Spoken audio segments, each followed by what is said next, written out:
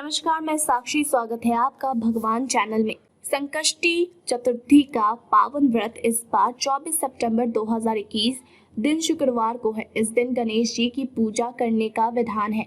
मान्यता है कि विधि विधान से पूजा किए जाने पर गणेश जी प्रसन्न होकर अपने भक्तों का हर संकट ही नहीं हरते बल्कि उनकी हर मनोकामना भी पूरी करते हैं। हालांकि संकष्टी चतुर्थी मनाने के पीछे ढेरों पौराणिक कथाएं हैं, लेकिन उन सब में जो सबसे ज्यादा प्रचलित कथा है वो है भगवान शिव और माता पार्वती से जुड़ी हुई।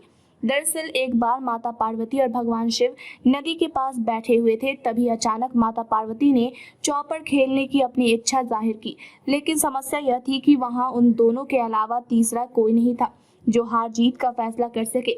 इस समस्या का समाधान निकालते हुए भगवान शिव और पार्वती ने मिलकर एक मिट्टी की मूर्ति बनाई और उसमें जान डाल दी। मिट्टी से बने बालक को दोनों ने यह आदेश दिया कि तुम खेल को अच्छी तरह से देखना और यह फैसला लेना कि कौन जीता और कौन हारा।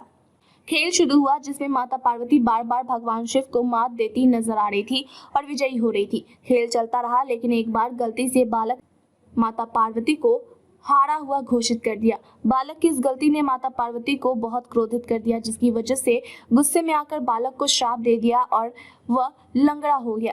बालक ने अपनी भूल के लिए माता से क्षमा मांगी। बालक के बार बार निवेदन को देखते हुए माता ने कहा कि अब श्राप वापस तो नहीं हो सकता, लेकिन उपाय बताते हुए माता पार्वती ने बालक से कहा कि संकष्टी वाले दिन इस जगह पूजा करने कुछ कन्याएं आती हैं। तुम उनसे व्रत की विधि पूछना और उस व्रत को सच्चे मन से करना, इससे श्राप से मुक्ति मिल जाएगी। बालक ने पूजा विधि को जानकर पूरी श्रद्धा पूर्वक व्रत किया। उसकी सच्ची आराधना से भगवान गणेश प्रसन्न हुए और उसकी इच्छा पूछी। बालक ने माता पार्वती और भगवान शिव के पास जाने की अपनी इच्छा को जाहिर की। गणेश जी ने उस बालक की मांग को पूरी कर दी और उसे शिवलोक पहुंचा दिया। लेकिन जब वह वहां पहुंचे तो वहां उसे केवल भगवान शिव ही मिले। माता पार्वती भगवान शिव से नाराज होकर कैलाश छोड़कर चली गई होती है। जब शिव ने उस बच्चे को पूछा कि तुम यहाँ कैसे आए, तो उसने उन्हें बताया कि गणेश जी की पूजा से उन्हें यह वरदान प्राप्त हुआ है।